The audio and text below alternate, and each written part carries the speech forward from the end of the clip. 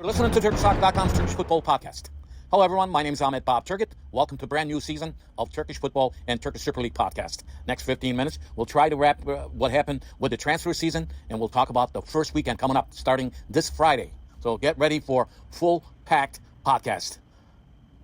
Well, let's start first. The record-breaking transfer that happened in Turkey. The money was 75 million euro that Galatasaray paid to Victor Osimhen to come to Galatasaray.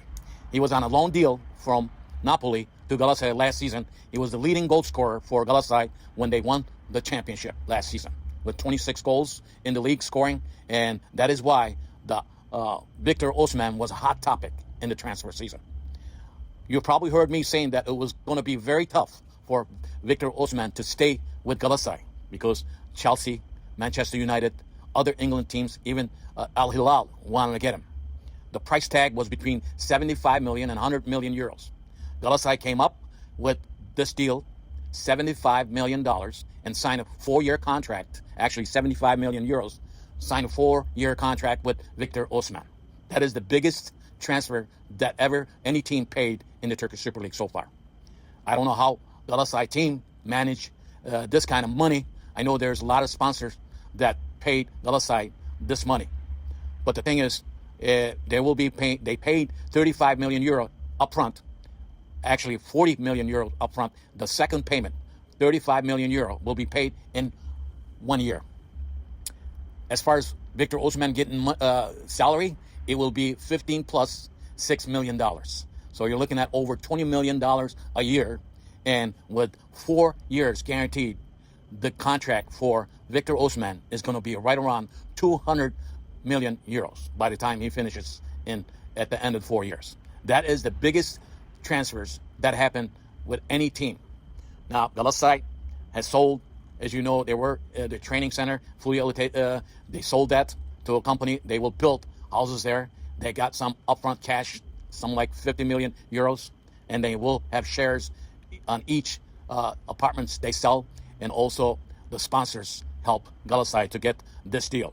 So with Osimhen and also earlier Sané coming to Galatasaray, with Icardi on the board, with upfront, you're looking at Icardi, Sané, and Osimhen, it is going to be too much for Turkish Super League.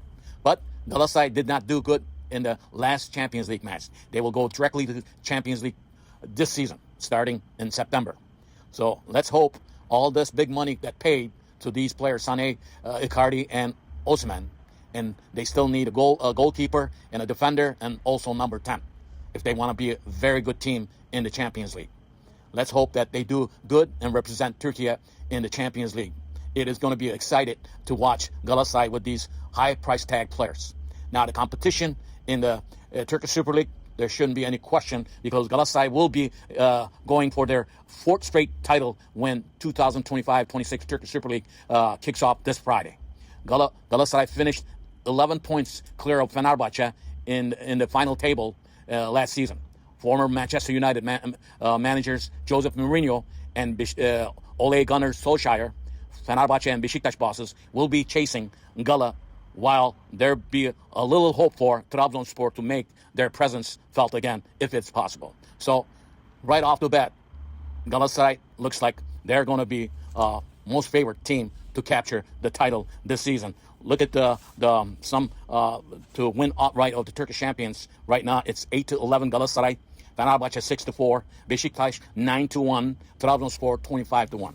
Now, Galatasaray should not have a problem winning the championship with these kind of players. But here's the bad part, negative part. I think they need to get a very talented goalkeeper if they want to do good in the Champions League. That is what they're lacking right now. And they're still looking for a goalkeeper, and they have not get it as we speak right now. So they're desperate for goalkeeper, number 10, and a defender, especially on the defense. As far as the midfield, Pereira is doing great. And you have up front Icardi and Osimhen and Sané should be a dandy for Galatasaray fans to watch. And Galatasaray fans are excited.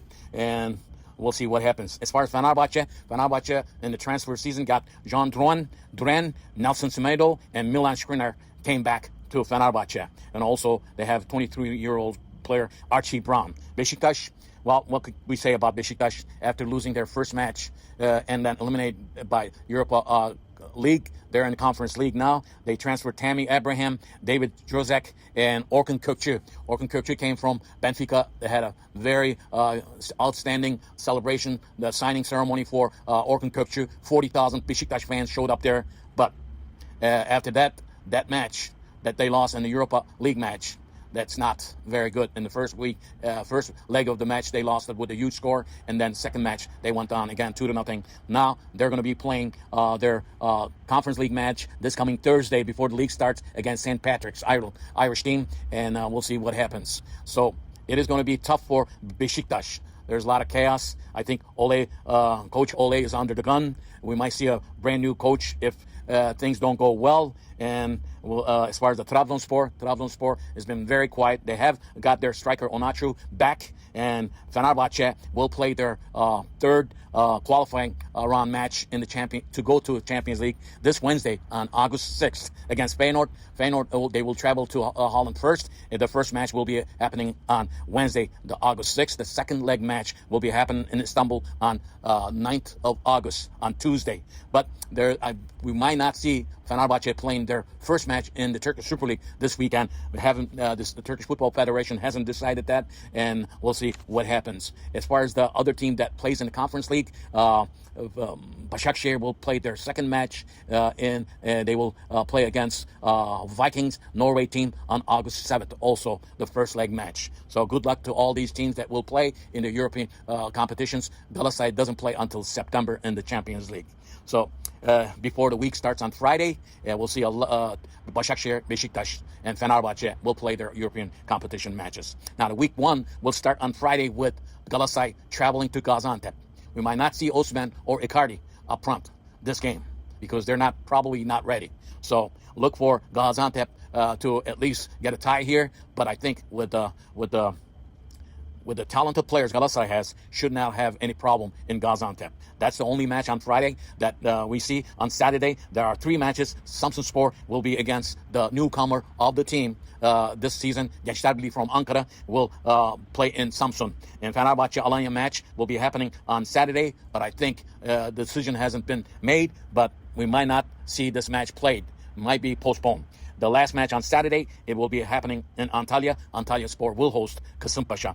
On Sunday, there are four matches. Rizespor will host Göztepe.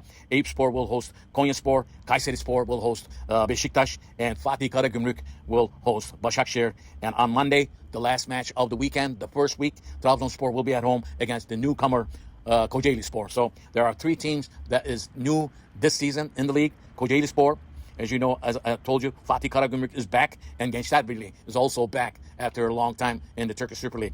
So the first week will end on Monday with Trabzonspor and Kocaelispor match. So I think looking at the first weekend matches, I know that August is usually very hot in all over Turkey, and the matches will play late hours. It will be all late matches, night matches. So we'll see what happened with these weekend matches. But the thing is, also, I want to mention about the Turkish national team.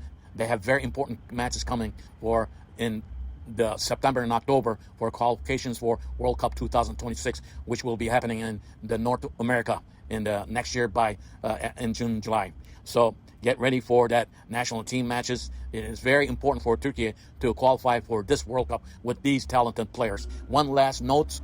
It's a last-minute transfer news. Fenerbahçe will be getting Kerem Aktürkoğlu from Benfica. As far as the news that I heard, Fenerbahçe officials and Kerem Aktürkoğlu have agreed to come to Fenerbahçe. Now, Fenerbahçe officials are traveling to Benfica to talk to Benfica officials to get a deal. But I think the deal is around 25 million euros. We'll see what happens. As we speak right now, Kerem Aktürkoğlu might play for Fenerbahçe in the week first in the Turkish Super League. Well, this is it. Listen to my podcast wherever you listen to your podcast, on Spotify, YouTube, all the apps that you have. Also, follow me on Facebook, Turkish Football, Turkish Soccer page. We'll do a Facebook Live there too. And we'll talk about the Turkish Super League. We'll talk about every team in the Turkish Super League. My name is Ahmet Bob Turgut. See you next